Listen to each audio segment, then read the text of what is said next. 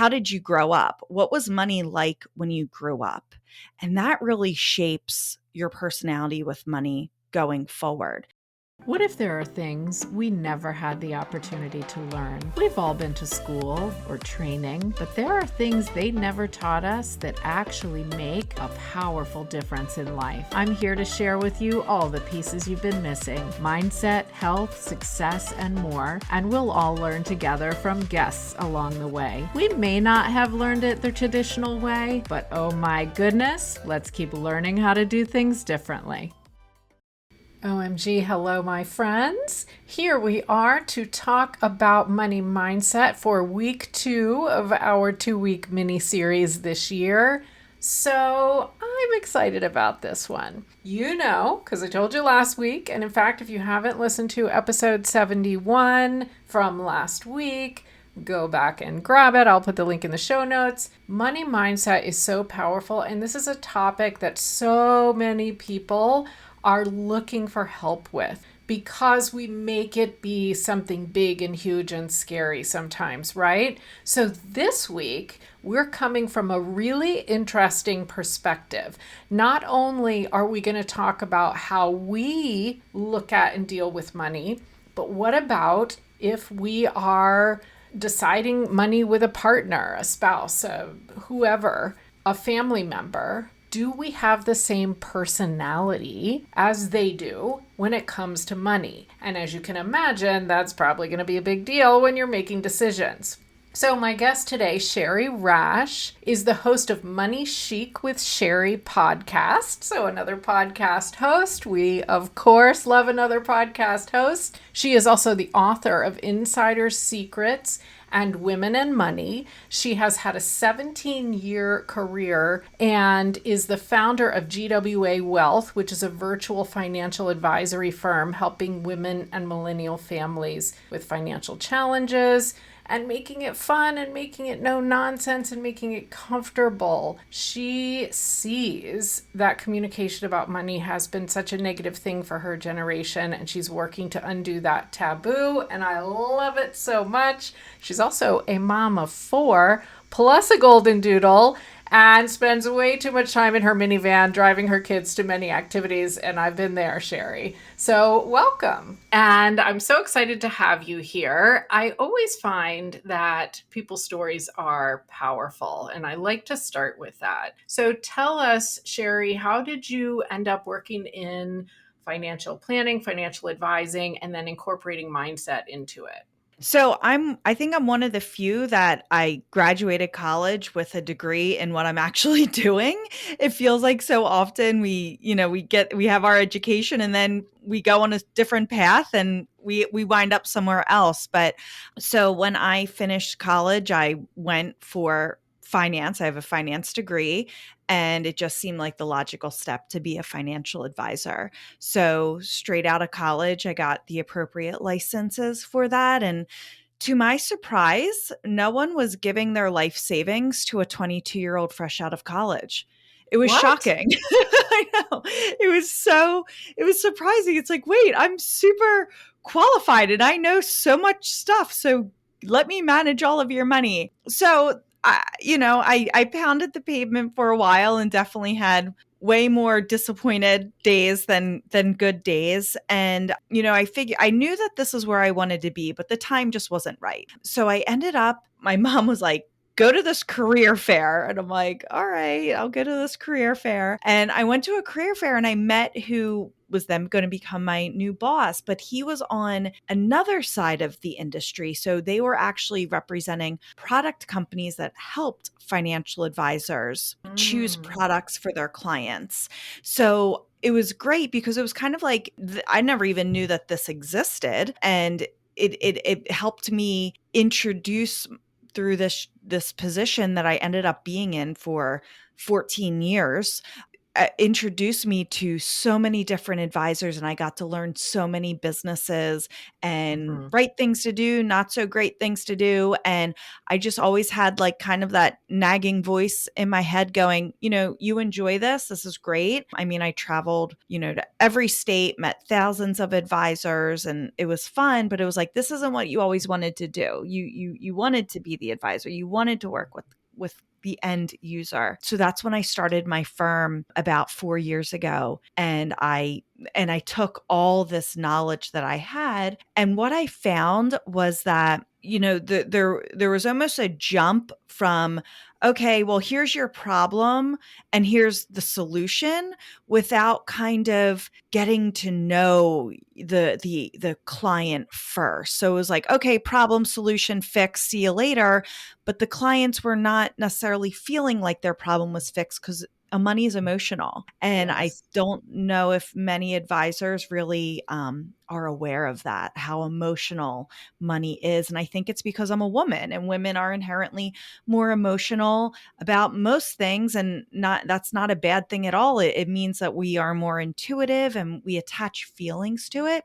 So I Mm-hmm. picked that up very quickly. So that's how I started incorporating a lot of feelings and emotion into my conversations with my clients. I really love that because I absolutely have experienced what you said, where, okay, you go and meet with an advisor or somebody in that type of role, and here's the problem, and okay, here's the solution, done. That's it.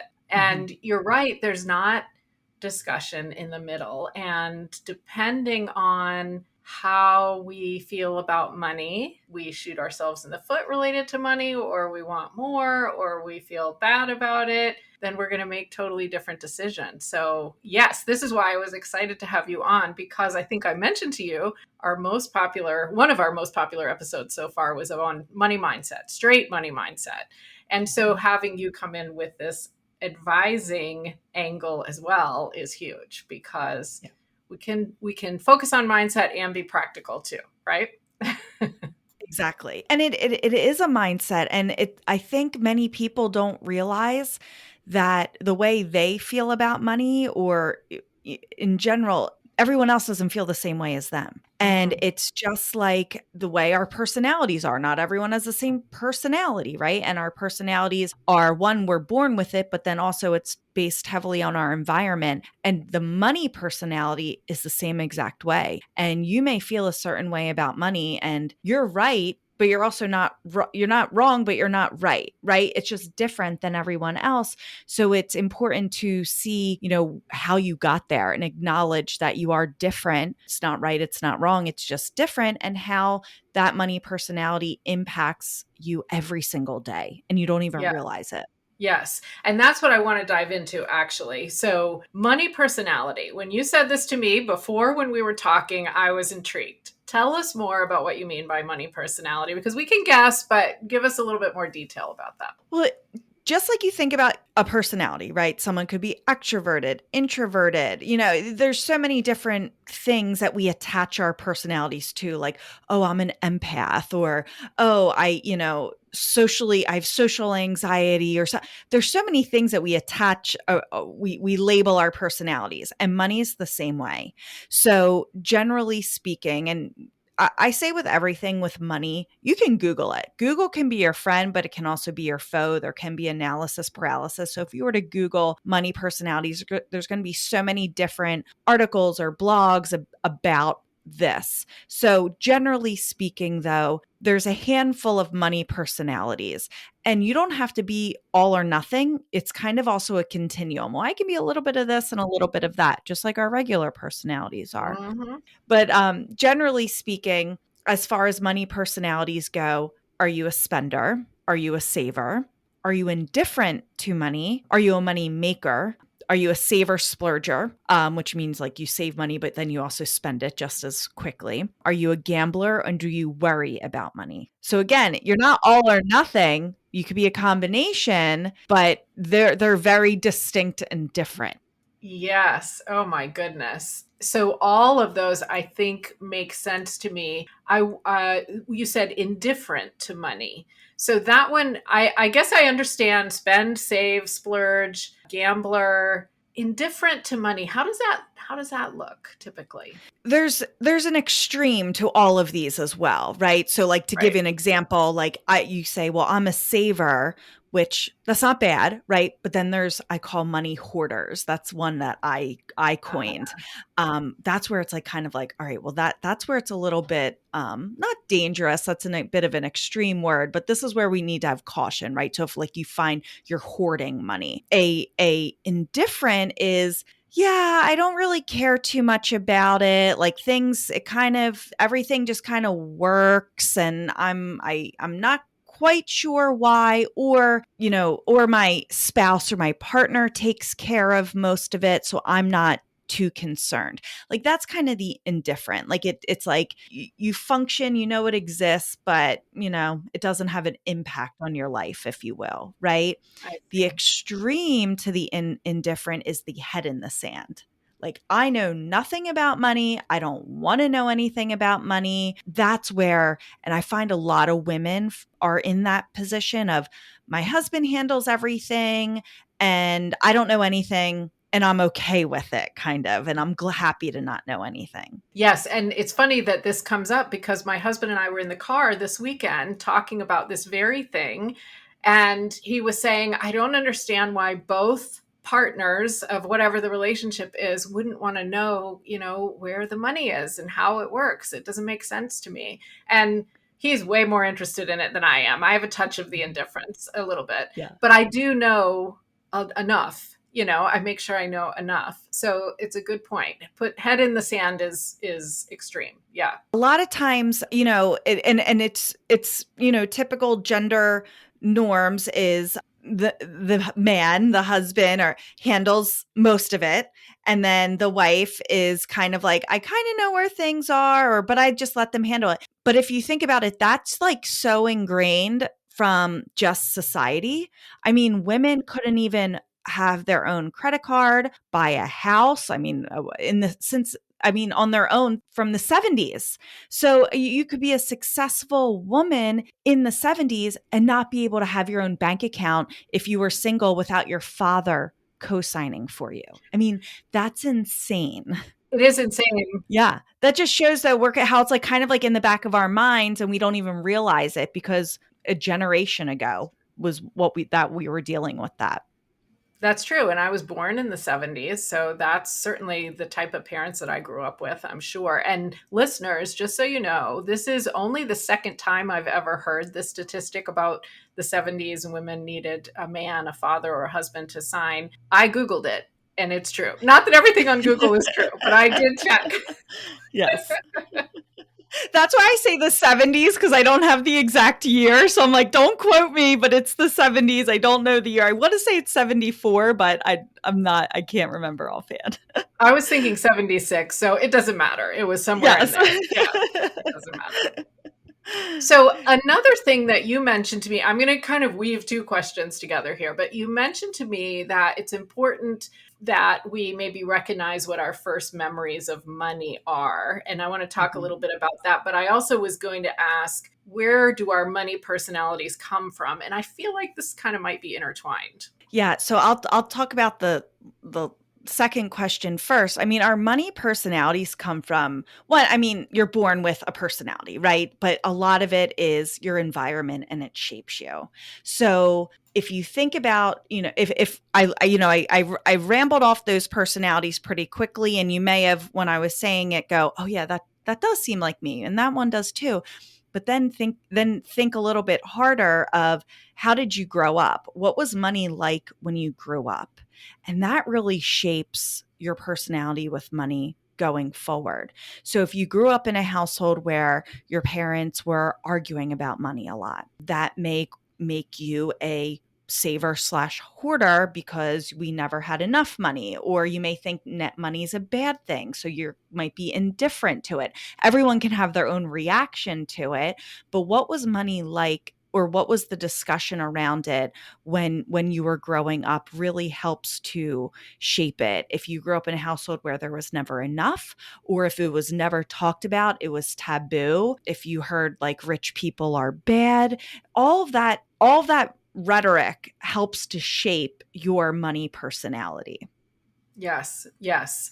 And the sayings, I'm sure, like money doesn't grow on trees and things like that. Yes, absolutely. That makes sense. Exactly. Yeah. So then, how, I'm going to ask you if you care to share what your first money memory is, but then how important is it that we try to figure that out for ourselves? It's super important we figure it out for ourselves because that really shapes our relationship with that then helps us really pinpoint what our relationship with money is. If your first money memory is your parents arguing about it or, or feeling stressed about it or hearing like we can't afford that or the opposite of not having a care in the world about a money, that helps to shape it. So it's super important to think about what your first money memory was. And it may not be exactly your first, but whatever memory comes up about money initially, that helps tell us a lot. So, my first money memory is when I was, and this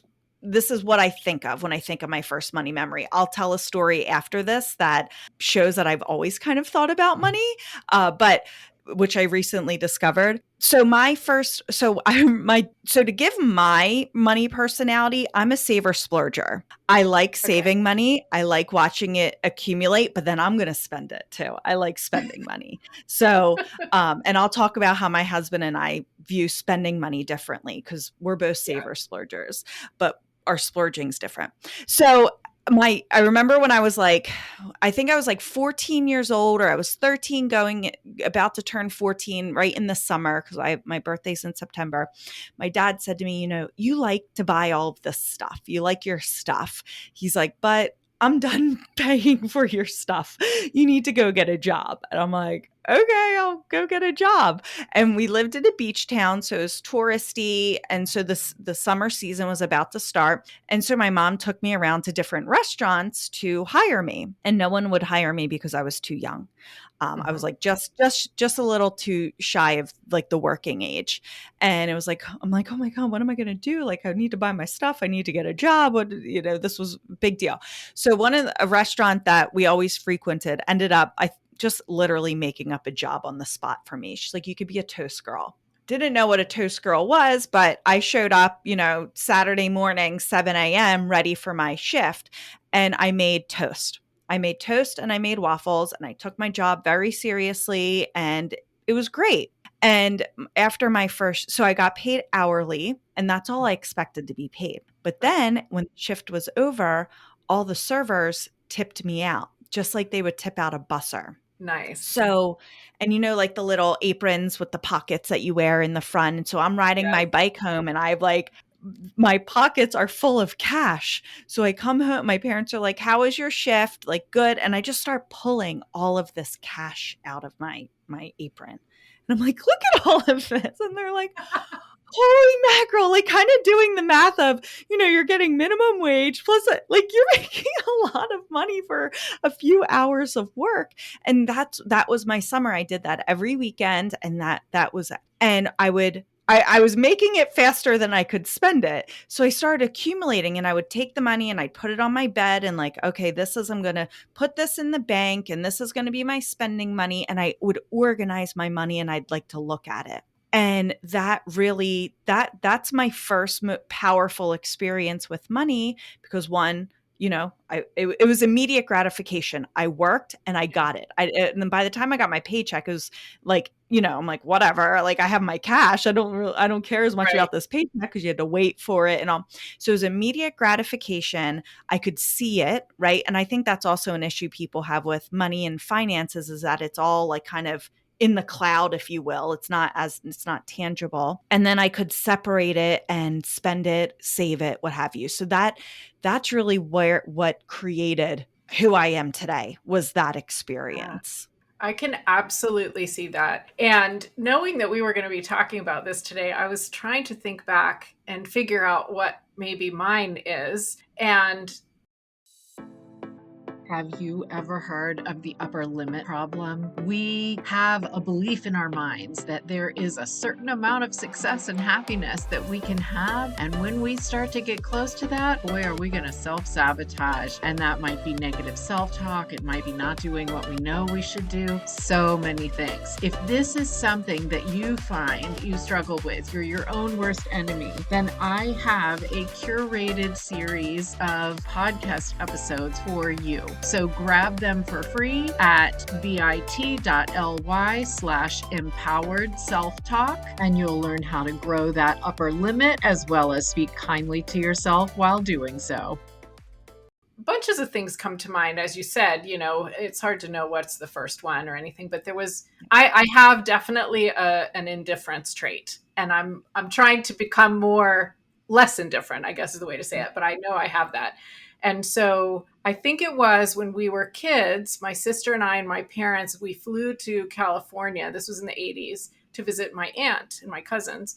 And it was a big deal to fly to California in the 80s to visit my aunt and my cousins. Sure. And I remember on the way home, we volunteered because the flight was full to, take another flight, and we got free tickets. And I just remember this being such a big deal. And we ended up flying the next year to visit them again with our free tickets because we got 4 free tickets. And it was like this lesson imprinted on me that I needed to find a deal. I needed to find like the special way or something that I maybe created this weird relationship with money that I needed to go around it, or I don't know. I don't know all the psychology of it, but it's interesting to think about. Yeah, that is interesting because it's, a small sacrifice, if you will, can reap results for you. You made the small but it probably wasn't that big of a deal because you got to spend an extra day with your family, but it was like kind of a give and take. Well, we do this and we get money in return for it, but then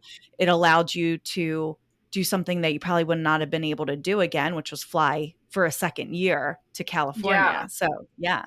Well, I love the way you put that. That seems like a very healthy attitude. Yeah. It's funny how we twist these things sometimes, but that's a very healthy way to look at it. Absolutely. So, do you have a way that you walk through how people can figure out their money personalities, or is it just kind of, it's thinking through some of these things and starting to pinpoint it? So I have a couple of quizzes and questionnaires or workbooks that you can walk through to kind of ask yourself this. When I'm working with my clients and we're doing planning, I want to kind of get some of this stuff out of the way. I may not necessarily ask them what was your first money memory, but I can tell very quickly by the information that they share with me what their personality is with money. So then I'm cognizant of that to shape our conversation to speak their language. So if they if by what they're saying, if they tell me right away and I'm like, oh, saver / leaning towards hoarder, I need to, not say, okay, we're going to take everything you have and, invest it, like, because they're going to freak out, like that doesn't that's not going to fit for them. So that helps to shape the conversation just by the little nuggets of information that they give me. Interesting. Quizzes. Okay. Now, you mentioned this, and I want to dig into it a little bit more because we might be doing money planning with a spouse or with a girlfriend, a boyfriend, who knows what, a co-owner of something. I don't know. But what if those personalities are different? Or, as you said, yours and your husband's are the same, but you do it differently. So how do we manage those scenarios? Yeah. So it's you can assume that your spouse or partner does not have the same money personality as you, right?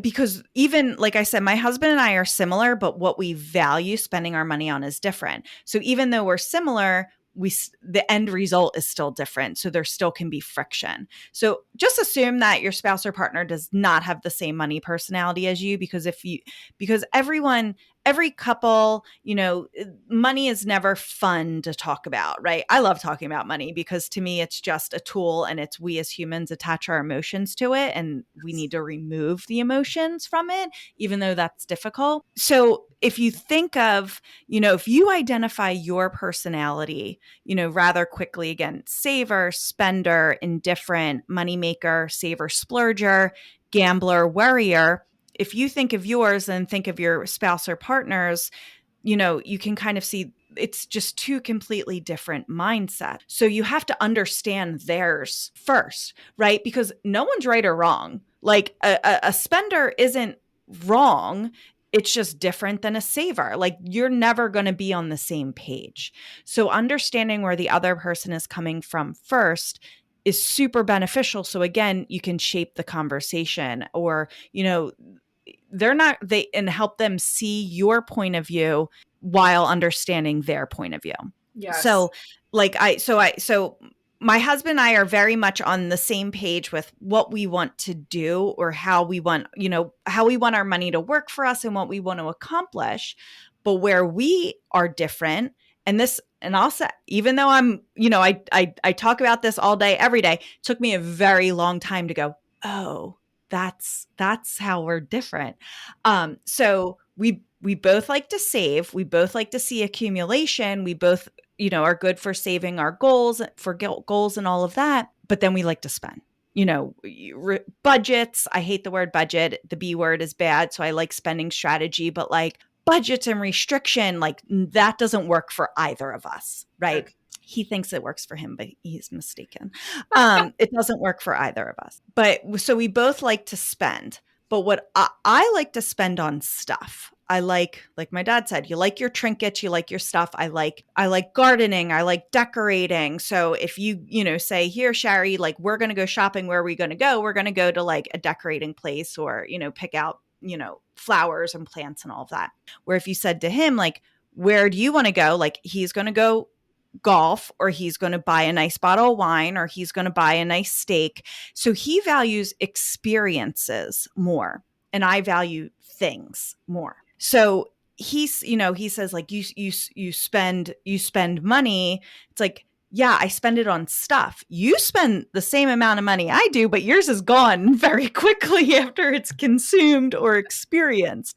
But he sees more value in experiences, and I see more value in stuff. So I finally said to him one day, I go, you go out and you golf, and that's how you choose. That's your hobby. And that's great. My hobby is decorating. So like, I'm going to buy this piece of artwork because that's my hobby. I enjoy searching it out, and finding the right thing. And like, it almost took that to be like, so I'm speaking his language. Like, this is my hobby. This is my experience. You can just see my experience for a very, very long time. Yours is gone. Right. So that's just a very basic example, but it's real of how we're similar, but we're different. So we're still speaking a different language. Yes. Yes. And so the overarching principle is, as you said, knowing each other's personality, knowing each other's money language. That makes sense. I actually, some number of episodes ago, did an episode on love languages. And it was the same principle. To understand how to share love with someone, you need to know their language. How do they receive it? So same principle. Yeah. Same principle. And I mean, people get divorced mostly because of money issues. So it's just as important to understand that money language that your partner speaks, because in your mind you're right, and in their mind they're right. And unless you kind of put yourself in the other person's shoes and their mentality, it's really hard to kind of coexist if you don't understand the way they think. Right. Right. And maybe that in some cases is what makes money feel like a bad thing, because it's always being argued about. Yeah, exactly. That makes sense to me. I think my husband and I are totally different money personalities. And so this is giving me some food for thought now to think about. And we're usually able to discuss it pretty well. But yes, I can see how any two people would have a difference in some way. We've been brought up differently. We absorb different things, different memories. Absolutely. Yes. Yeah. So what do you advise people to do typically if you find out that you're working with a couple and they're just completely different? One, I guess save and spend is the easiest, but one Mhm. wants to save, one wants to spend. So how do they meet in the middle? How do they make some agreement? It's having a strategy around your money, because you're both not wrong. You're both not wrong, you're both not right. Like, you both are. It is what it is. So obviously, if the spending is putting the household into debt and all of that, that obviously needs to be addressed and all. But if it's, well, you're buying artwork and I think that's frivolous, like, okay, well, is it? Because, it's having a strategy around your money. So when money comes into the household, creating a strategy of the way it goes out, and having both partners agree to that. So, so much of this goes to our needs. When I work with my client, I come up with a spending strategy for them of needs, wants, wishes. So needs are the things we can't live without. And where traditional budgeting fails us is that budgeting just tells us we only need, housing costs, utilities, groceries, and like car payment. Like, that's all they tell us that we need. It's like, no, I have 4 kids. I have stuff that comes up every day that's a need that might happen once a year. Yes. But we need to plan accordingly. Like, I just had a conversation with a girlfriend yesterday about school supplies. And it's like, do we have to buy like the 5-star brand notebook? Like, is that, but it comes up every year, but it's Yes. once a year, but we have to do it. So what are needs? What are wants? And wants is that's where it's built into the spending strategy, right? Because we need to have quality of life. We work for things, we work hard, we need to enjoy our lives, right? So a portion of our money goes to wants, and that's where the spender is going to enjoy things, Yes. right? That's where they're going to feel at home. Okay, the wants. And then I call it wishes, which is saving, reducing debt. So saving for a purpose, not just saving for the sake of saving. That's where if a saver can become a hoarder if they don't save for a purpose, because they feel like they just never have enough. Well, let's define what is enough, because there is enough, Mm. as far as being saved goes. So having a spending strategy can appeal to everyone's, no matter where you are in the personality, what personality you have. Having a strategy around the money, every part of it appeals to a personality. I love that. And listeners, rewind for a minute or two and listen to that again, because I think that is really, really helpful. Because you're right. If we don't allow ourselves the wants, then what are we doing? We want to enjoy Yeah. our lives. And I like how you say wishes, because to me, I can see the spending person in this scenario thinking, okay, well, I'm okay with saving because it's going to be for that thing I want to spend it on. And Right. That's vice true. Yes. versa. Yeah, the saving person is happy. Okay, we're going to save this money. Yeah. Yeah. Yeah, I mean, if you think about a vacation or a home renovation, if you were to just say, "Well, I want to redo my kitchen today or in the next month," and how are we going to pay for it? The saver's freaking out. Like, how on earth are we going to pay for this? And the spender's like, "Yep, this is great, like fixtures and all of this stuff." But if you save for it, you're appealing to both, because the spender's allowing to spend because he or she's spending what you've saved. I So love it creates a lot less stress in what is a stressful situation. Yeah, I love it. And obviously there's all different combinations, but I think that one will make sense to the listeners, because you can definitely imagine people or maybe you're one of these people who just, always wants to save or always wants to spend. So great example. Awesome. Do you think that we've missed anything that might be helpful for people along these lines, or have we gotten it? I think we got it. I mean, I think that it's a lot of food for thought, and it's a lot of self-reflection. And I think the main thing is to know there's no wrong. There's no right or wrong. Like, no one's right or wrong in this. It's just different perspectives. So it's important to just kind of sit in that and go, okay, I am a spender. How can I kind of tone it down a little bit without feeling like a caged animal? Like, Mhm. personally, if I were to get put on a budget and I can't spend, you know, I'll follow the rules for a little bit because I'm a saver splurger. So I'll follow the rules, but then I'm a caged animal once I get released, and I'm making up for lost time, if you will. So you have to be aware of what you are and create a strategy around that. And I think that's the biggest thing, is that there's no right or wrong. Don't feel bad about it. It just is. And then adapt. I like that a lot. Yeah, we don't want to send you into Target or Home Goods with, 3 carts buying the whole store, right?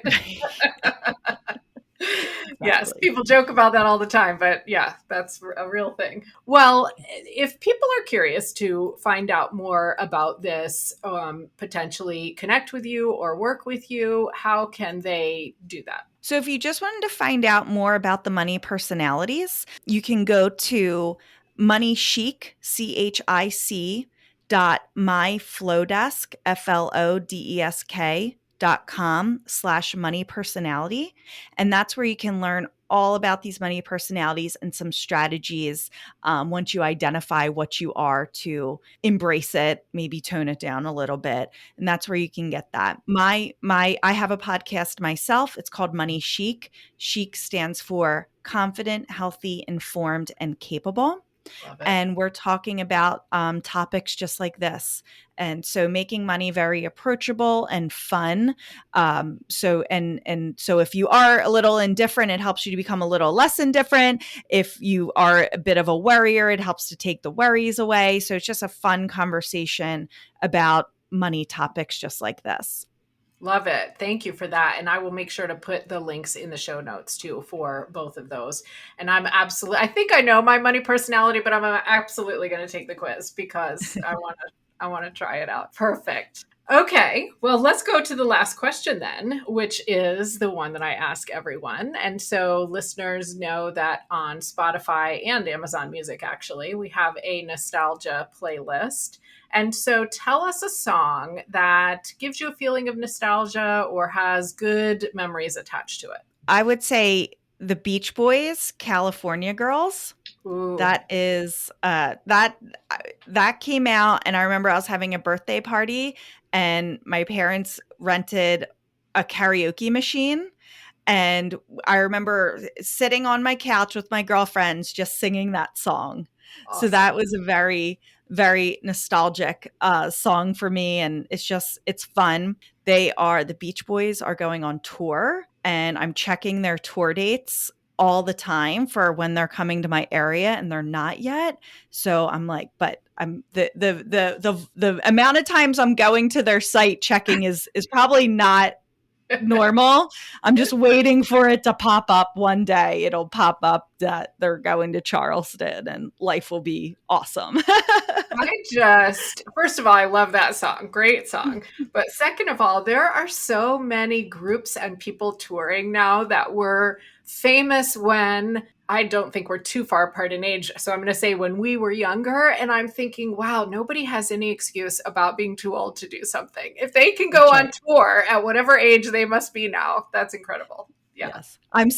Speaking of that, I'm seeing the New Kids on the Block in a couple of weeks. And I'm like, I'm going to have to brush up on these songs. I'm sure they'll all come back to me, but I'm going to have to brush up on them. It's been a couple decades. Crazy. I mean, good for them though. Yes, I love it. I love it. Okay. Well, Shari, thank you so much. This has been really a fascinating discussion, and I know the listeners are going to appreciate it and learn something from it. So thank you for being here with me. Thank you for having me. It was so much fun speaking with you. Absolutely. I hope you enjoyed today's episode. OMG, did you know that we have mini episodes every Friday as well? Make sure to follow OMG Teach Me in your favorite podcast app so you get all the goodies. And if you're just finding this podcast and you're kind of wondering where to start, I have a curated mini series for you to help you stop self-sabotaging, because we all do it. So head over to www.omgteachme.com and sign up when you get the pop-up box. We may not have learned all these things in school, but they sure are powerful now.